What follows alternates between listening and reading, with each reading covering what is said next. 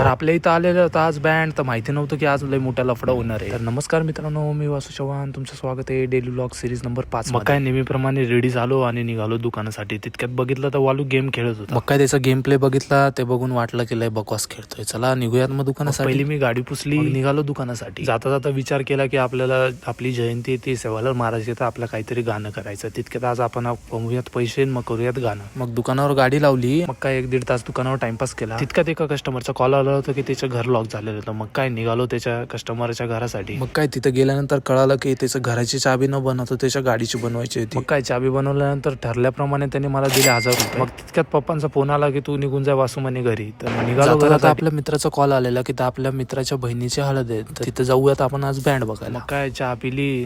हळदीच्या ठिकाणावर पोहोचल्यानंतर बघतो काय तर बँड जसा चालू झाला उमेने घेतली टिमकी, मग तो वाजवायला लागला.